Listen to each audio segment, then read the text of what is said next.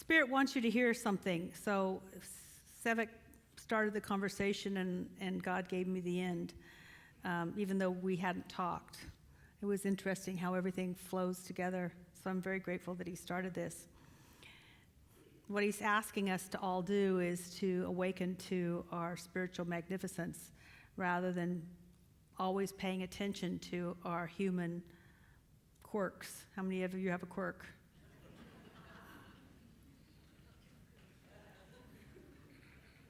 So? And today's title, that's the theme for the month, and today's title is No Better Time Than the Present. So today, what if we allowed ourselves to know our own spiritual magnificence?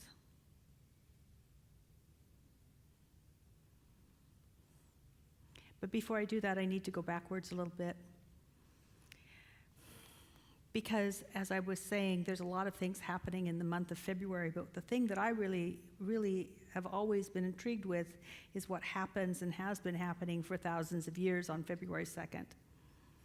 Because on February 2nd, thousands and thousands of years ago, in Northern Europe, they were celebrating what could be known in Celtic tradition as Imbolc, which is the celebration of the earth goddess waking up and bringing spring back to the earth.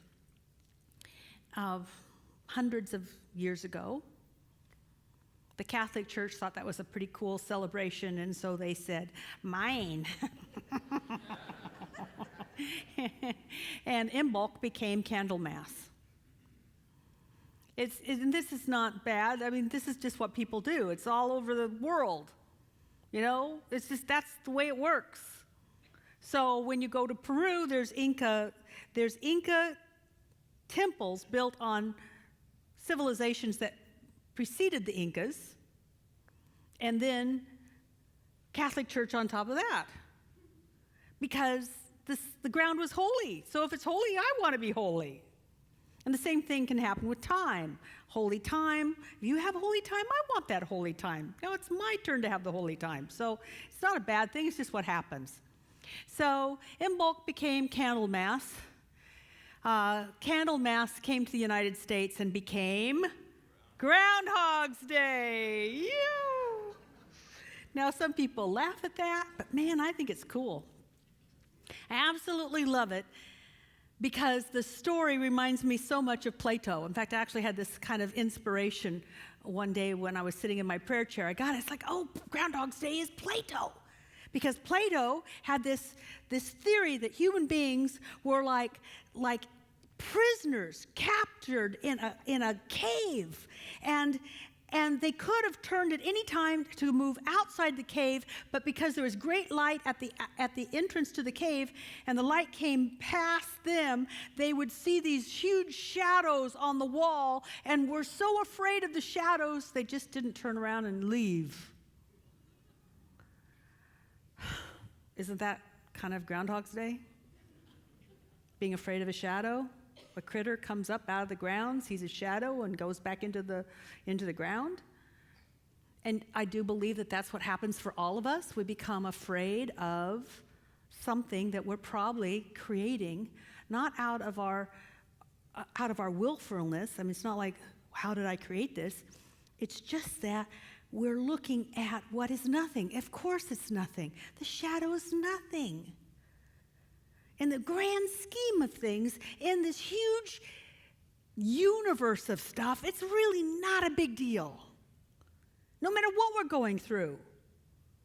In the grand scheme of things, that we've been around for billions of years because we've been around as long as the universe has been around, because we are part of the universe. We are part of spirit, so we were there at the beginning. In that grand scheme of things, this shadow is not that big a deal. And what we don't do is we don't just turn around and see the opposite of that shadow, which is the light, which in so many traditions is a metaphor for truth, for God itself. So we become afraid of something, and then we can become mesmerized by that something. And and it gets bigger, and we see it move. And it gets so scary.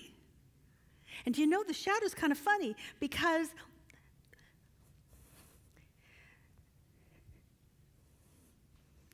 the more distinct the shadow is, it means that the light is even brighter. If we just look another way. Think about that. And also know that it's part of human beings that that's just what we do until we retrain ourselves, which is why mindfulness is important. That's why Buddhism teaches mindfulness, because there's always going to be a tendency to be mesmerized by the shadow. And say, I have to look at it. That's why it's important. It's important during the year of the monkey to stop having a monkey mind.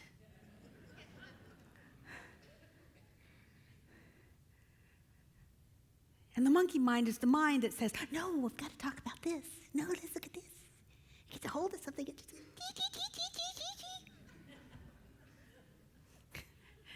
You know when you have it going on, don't you? And then we just got to let it go. And I say, just let it go. And I also want to acknowledge that it's not easy to just let it go. It's not easy to let go of our need for perfection and knowing that we're not there yet. Whether it's our perfection in our body, our mind, our spirit, our relationships, our work life, our civic life, our recreation. To make you feel better, I hope. I was reading a book by Amy Cuddy, and if you want to get on YouTube and TED Talks, just type in Amy Cuddy. It's excellent. She's got a book out called Presence. And in there, she talks about a professor friend of hers. Because Amy is a professor of sociology, and she studies body language. But one of her professor friends said, there's something really weird going on. I am working with all of these graduate students. Now, these aren't graduate students in the master's program. These are graduate students in the doctorate program. And these are students in the most elite colleges in the United States. They're the ones that are hard to get into. The ones that take, have this much room and this big a list. And they get into these programs, and what the other sociologists discovered is they all felt like they shouldn't really be there, and that any moment someone would find them out. And they did a study. They thought it was just the ones that happened to be speaking, but they did a survey, an anonymous survey where people could anonymously respond, and they found out that 90% of every graduate student in these elite programs thought that they really shouldn't be there, that they were there by accident, and pretty soon somebody would find them out. And they named it, they called it the imposter syndrome. The imposter syndrome is, I don't know how I did it, but somehow I fooled them. And here I am, don't tell anybody. Which makes them not want to stand out, which you should in a doctorate program, but instead to blend in, so no one would take notice and find out that they really shouldn't be there. How many of you have ever felt like an imposter? Guess what? You are right up there with the cream of the crop of the most intelligent human beings in the United States right now. Good for you. But what happens is, if you think about it, it's the groundhog thing again, isn't it? Look at me. Ooh, I can't speak well enough. I don't know why I'm here. I don't study well. I have to study twice as long as everybody, blah, blah, blah, blah, blah, blah, blah. Instead of looking towards the light of, they must have been smart to get in. They must have done a whole lot of work to get in. They're probably worthy to be there. We do the same thing. Sometimes I question myself, how did I get my husband? I mean, really. I try not to stay there, but it goes through my mind.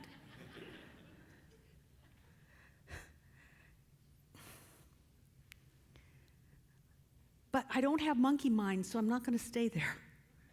Because there's nothing that could create trouble faster than thinking that somehow I didn't deserve him.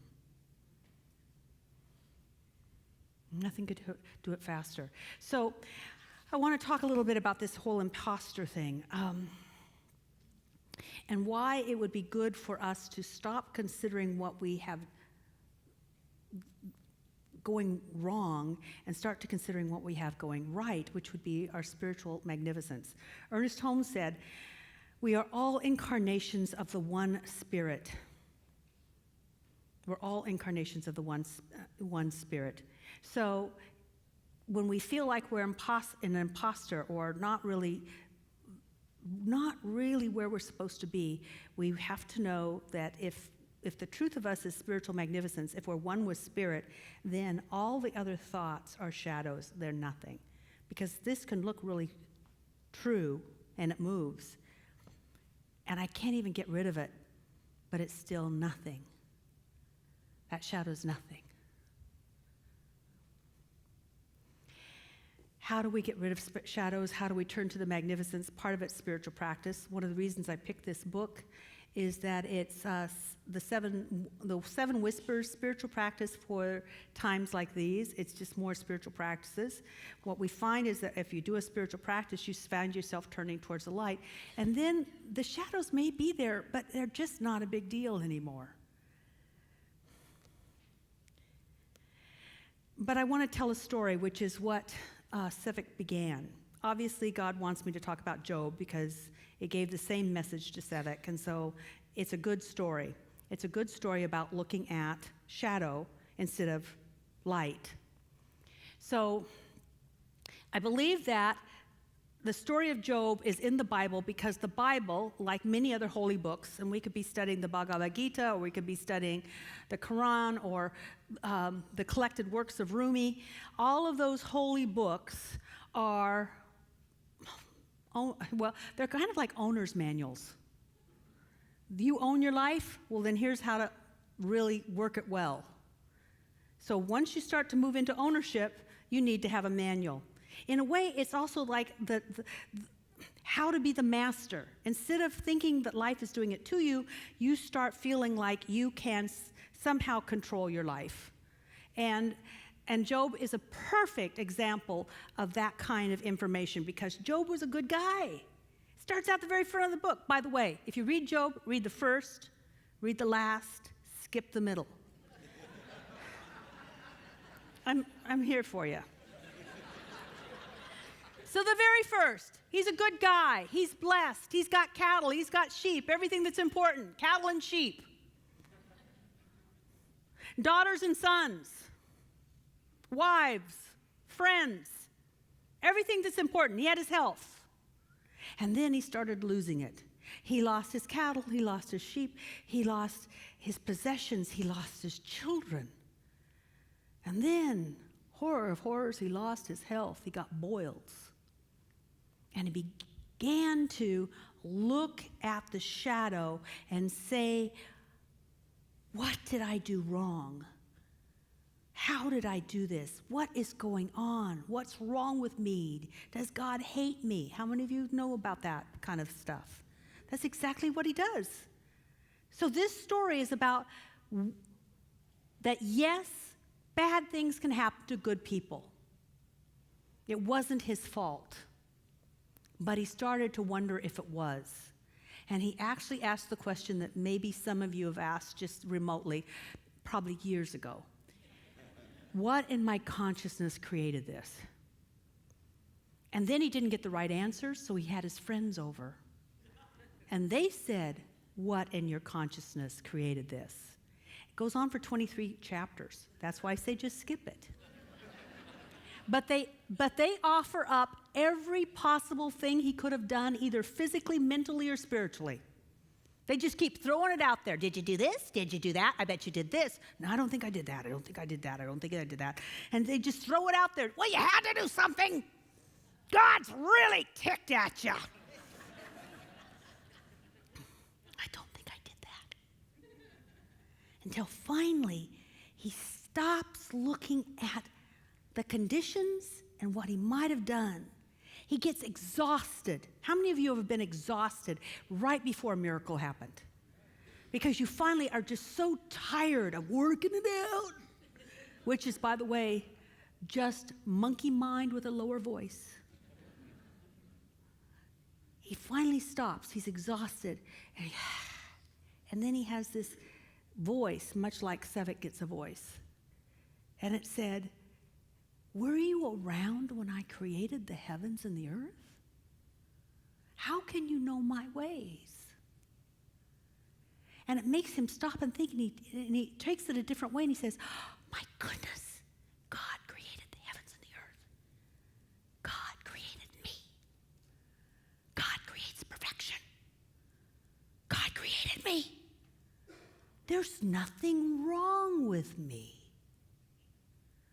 Epiphany. See, stuff happens. You want to keep it happening? Question why you're being punished. God doesn't punish. God can't punish because it's pure love. Every holy book says God, one of the highest names for God is love. Love doesn't punish. Love does not punish. It can't. Stuff happens. It will continue to happen if you continue to look at it. And what Job did is he turned his attention back to God, and as it says in the Bible, this quote is magnificent.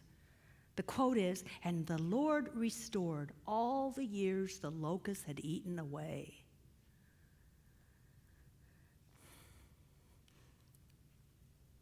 I think humanity spends so much time detailing the shadow that they don't have an opportunity to just look at the opposite thereof.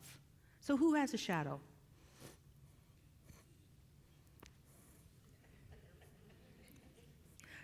Okay, Kathy, what's your shadow? Imposter syndrome. And so you feel like an imposter? Yes. Okay, we're outing you as an imposter.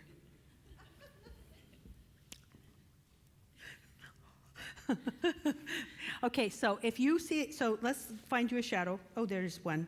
Great. Okay, so that's your imposter. So if you turned around and looked up at the light, what would be the opposite of being an imposter? Look up at the light that caused the shadow. Being deserving of all I have. Yeah. So you can look at being an imposter, or you can look at it being deserving. Yes. You can't do both at the same time. Right. Yep. So what are you going to do now? I'm going to realize that I deserve all that I have, which is, I'm very blessed. Yes. Very, very blessed. Yes, yes. So thank you for doing that. Now here's the thing. The more you grow mentally, emotionally, and spiritually, the more you will have to deal with this. Isn't it interesting? It was the cream of the crop. The doctoral students in some of the most prestigious colleges in the United States that had the imposter syndrome going on. I bet there's other people that don't feel like imposters. Do you see that? Like, I don't think my dad, working for the county, felt like an imposter. It's only when we stretch and go outside of our comfort zone that we begin to wonder if we should really be there. The more defined and brilliant the shadow, the more brilliant the light. And you will all be faced with that opportunity the more you grow.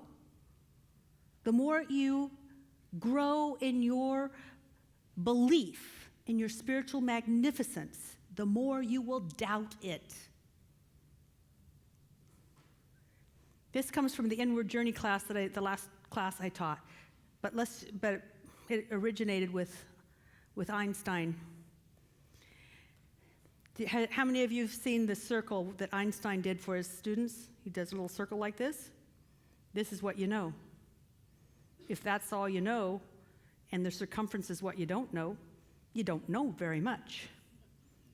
Right? What you don't know is not much. But the more you grow in what you know, the bigger the circumference gets. And the more you don't know. There's a lot I don't know. And the more you grow, the more you really don't know.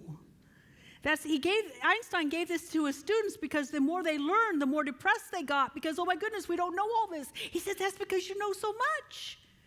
You know so much that you can know you don't know so much. And the same thing with faith. When you have very little faith, you have very little doubt.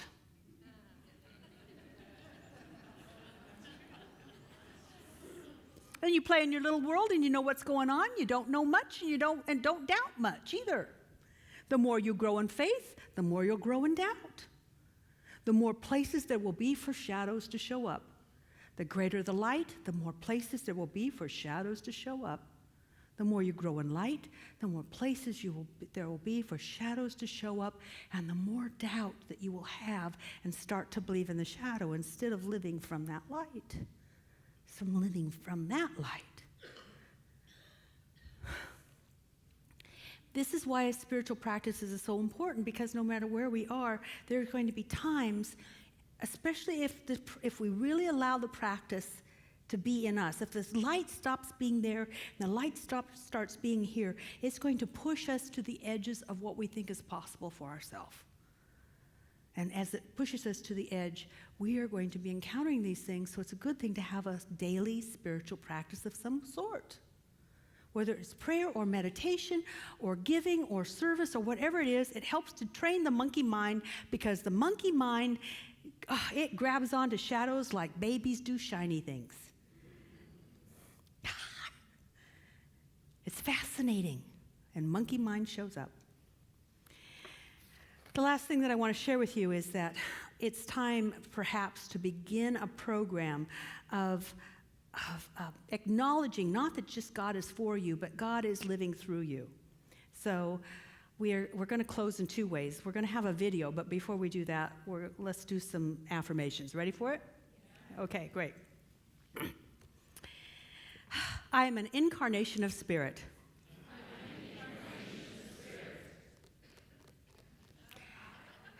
Okay.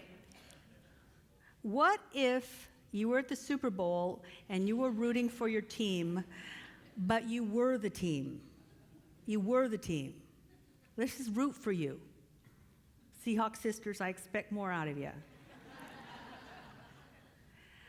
I am an incarnation of spirit. I am a spiritual being. I love myself. I claim my spiritual magnificence.